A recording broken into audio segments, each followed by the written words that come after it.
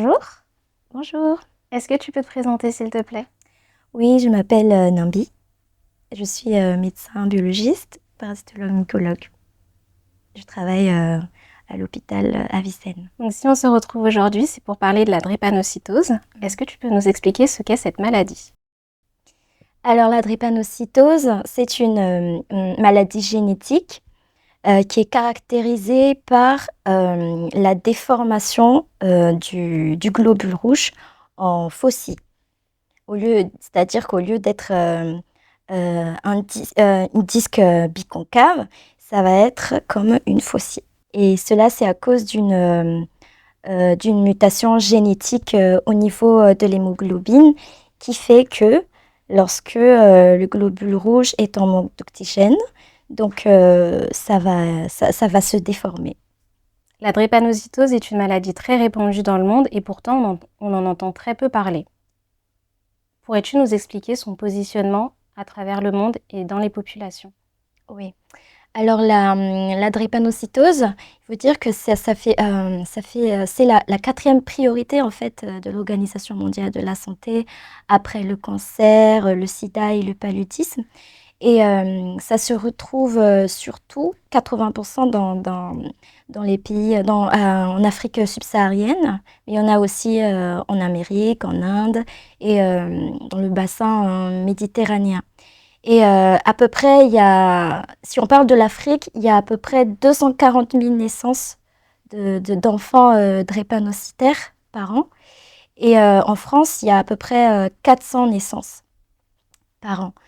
Et donc, c'est très important parce que ça touche à peu près, dans le monde entier, à peu près 5 millions de, d'individus.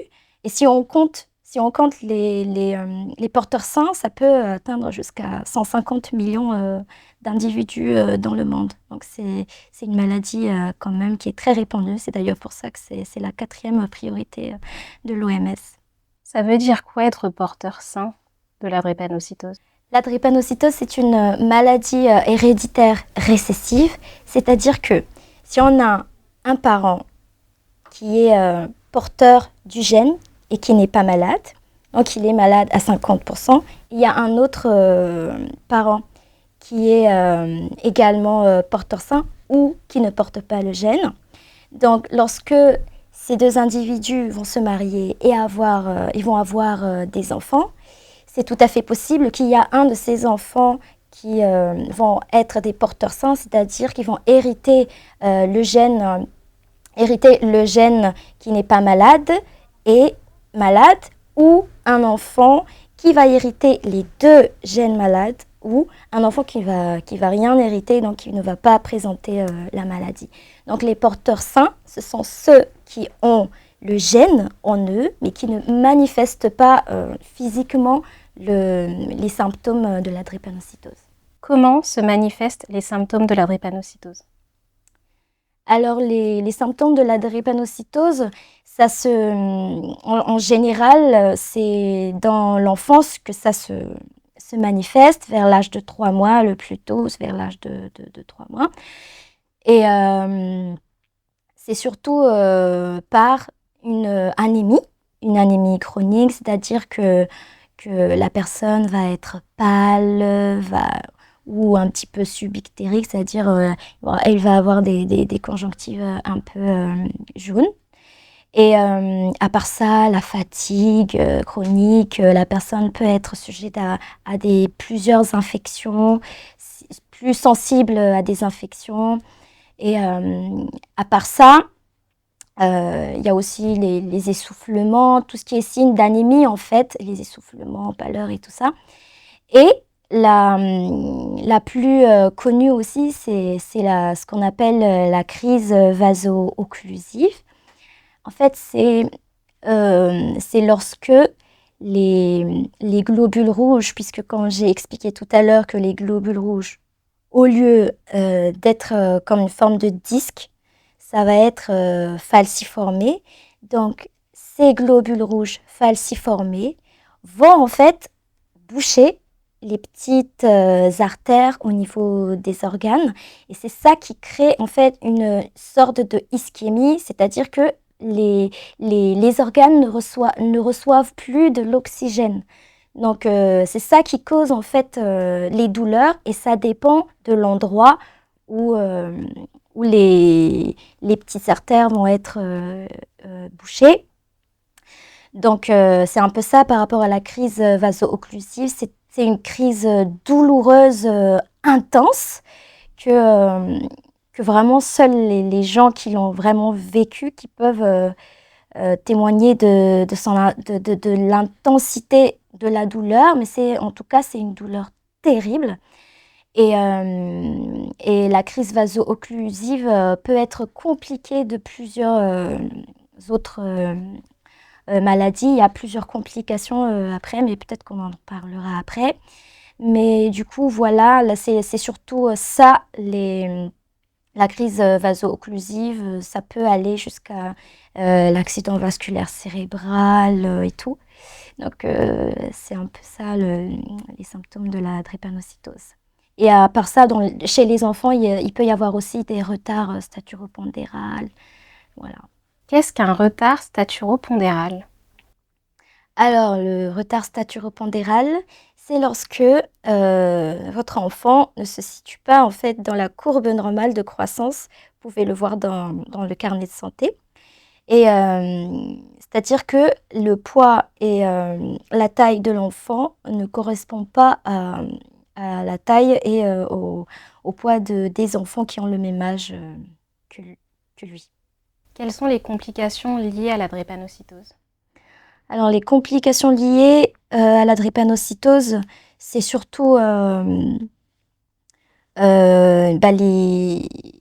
si la personne, par exemple, a présenté une infection quelconque, ça peut aller jusqu'à ce qu'on appelle la septicémie. C'est-à-dire que euh, les agents pathogènes, par exemple, c'est surtout les bactéries, ou bien les virus, ou bien les champignons, vont envahir l'organisme et entraîner ce qu'on appelle une réaction inflammatoire systémique, c'est-à-dire que tout le corps va réagir, va entraîner une réaction inflammatoire et ça va entraîner une défaillance multiviscérale, c'est-à-dire que ce soit le cerveau, le cœur, les reins, ils vont arrêter de fonctionner carrément. Parce que c'est à cause de cette réaction intense-là de l'organisme face à l'infection, à l'importance de l'infection. Donc, tous les organes nobles vont carrément arrêter de fonctionner. Et c'est ça qui entraîne la mort après. Et il y a ça, c'est la septicémie. Mais il y a aussi d'autres complications. Par exemple, il y a ce qu'on appelle le syndrome thoracique aigu. Thoracique, c'est-à-dire au niveau du cage thoracique. Ça apparaît en fait sous forme de syndrome où tu peux avoir une infection au niveau des poumons et, euh, et ça peut aussi être une sorte comment dirais-je, une ischémie au niveau, puisque les vaisseaux au niveau des alvéoles peuvent aussi être bouchés. Et du coup, lors du syndrome thoracique, ça peut se traduire par un infarctus, un infarctus pulmonaire, c'est-à-dire que il n'y a plus d'oxygène qui va arriver au niveau il n'y a plus cet échange, il n'y a plus ça. Donc, le poumon va être complètement, après un certain temps, le poumon va être nécrosé. Donc, s'il n'y a plus d'échange au niveau du poumon, donc la personne va avoir ce qu'on appelle une dyspnée, c'est-à-dire une difficulté à respirer. Et, euh, et s'il n'y a plus de cette respiration, bah, c'est la mort. Quelle est l'espérance de vie d'une personne drépanocytaire? Alors, concernant l'espérance de vie, avant l'année 1980, bah, c'était 20 ans, moins de 20 ans. Et, mais au fur et à mesure de l'évolution de la science, en ce moment, c'est à peu près dans les 50 ans. Voilà, en France, 48 ans si je me trompe pas. Et aux États-Unis, c'est 52 ans à peu près. Et en Afrique, à peu près 80% des enfants n'atteignent pas l'âge de 5 ans. Donc, c'est pour ça qu'en Afrique, et en plus, c'est surtout en Afrique qu'il y a cette maladie-là. Donc, il y a beaucoup à faire. Est-ce qu'il existe des traitements contre la drépanocytose? Alors oui, il existe des traitements. Il y a différents types de traitements. Concernant le traitement curatif, c'est-à-dire pour guérir la maladie génétique, il y a ce qu'on appelle l'allogreffe de la moelle osseuse. Et ça, c'est surtout pour les formes sévères, ou on appelle aussi les drépanocytaires homozygotes, c'est-à-dire que la personne a hérité des deux gènes malades de papa et de maman. Donc c'est surtout chez ces personnes-là qu'on fait les allogreffes. Mais à part le traitement curatif, il y a aussi les traitements préventifs et symptomatiques. Donc pour éviter les crises vaso-occlusives, puisque la crise vaso-occlusive, ça se déclenche surtout lorsque la personne drépanocytaire est en manque d'oxygène, ou lorsqu'il y a des infections ou des choses comme ça. Et c'est là que se déclenchent les crises vaso-occlusives. Donc, les traitements préventifs, c'est d'éviter qu'il y ait un manque d'oxygène. Donc, il y a des sports qu'on ne peut pas faire, les sports intenses. Il faut bien s'hydrater, parce que la déshydratation aussi, ça entraîne les crises vaso-occlusives. C'est-à-dire que quand dans le sang, il n'y a pas assez d'eau, donc il y a ce qu'on appelle, le sang va être visqueux. Donc ça aussi, ça déclenche le la déformation du globule rouge. Donc, il y a tout ça. Il faut bien s'hydrater, il faut une bonne hygiène de vie. Il ne faut pas trop aller dans les montagnes ou dans des endroits de haute altitude. Et ça, c'est la prévention. Et il y a aussi les traitements antibiotiques. Et surtout, dans tout ça, c'est le suivi euh, régulier, un suivi médical régulier. Et je pense qu'ici en France, il y a des associations il y a des hôpitaux de référence par rapport à ça. Donc il faut bien suivre la maladie.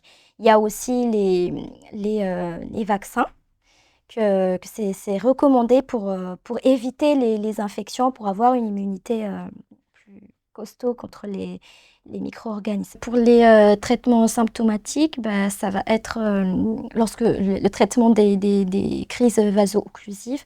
Donc ça va être l'hospitalisation, bien évidemment. La personne doit être hospitalisée s'il y a des symptômes comme ça. Concernant les traitements symptomatiques, ça va être surtout les traitements pour éviter les crises vaso-occlusives, notamment ce qu'on appelle l'hydréa. Et ça, on utilise beaucoup. Et bah, il y a aussi du coup les autres traitements symptomatiques comme les antalgiques. C'est surtout l'antalgique le plus haut palier, donc notamment la morphine.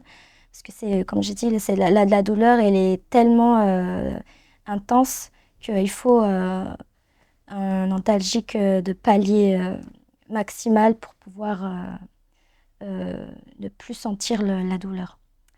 Et à part ça, bah, les traitements étiologiques, c'est-à-dire la cause, qu'est-ce qui a déclenché la crise. Donc, si c'est manque d'oxygène, du coup, et la personne, elle a été en montagne, je sais pas, il faut du coup lui redonner de l'oxygène. Il faut bien l'hydrater. Et si c'est une infection, bah, les traitements anti-infectieux comme les antibiotiques ou antifongiques. Voilà. Par rapport à la greffe, la guérison, c'est pas 100%, hein, mais c'est un traitement curatif, mais la guérison, c'est pas 100% de guérison. Il y a quand même 5 à 10% où la personne ne supporte pas la greffe, donc vont mourir après la greffe. Mais ça ne veut pas dire non plus que la personne ne va plus transmettre la maladie. Donc il y a une possibilité encore de retransmettre, on n'aura plus les symptômes, c'est-à-dire les crises vaso-occlusives et tout ça, mais on peut quand même transmettre la maladie parce que c'est ancré dans le gène. Donc, c'était juste une petite précision. Merci Nambi pour cet échange, pour ces explications. Est-ce que tu as un dernier mot de la fin à partager? Alors, le dernier mot, c'est voilà, la drépanocytose, c'est une maladie fréquente. C'est la maladie génétique la plus fréquente au monde. Donc, c'est une maladie importante et avec des complications qui sont graves et mortelles. Donc, ça se dépiste facilement par une simple prise de sang et, chez l'enfant ou chez l'adulte et dès la naissance également par une petite piqûre au niveau du talon. Donc, il ne faut pas hésiter. Et d'ailleurs, les populations à risque, par exemple ici en France, dépistent ça pour les populations à risque, les hôpitaux dépistent systématiquement. Donc, il ne faut pas hésiter à se faire dépister et, du coup, à avoir une bonne hygiène de vie pour éviter les crises vaso-occlusives. Voilà.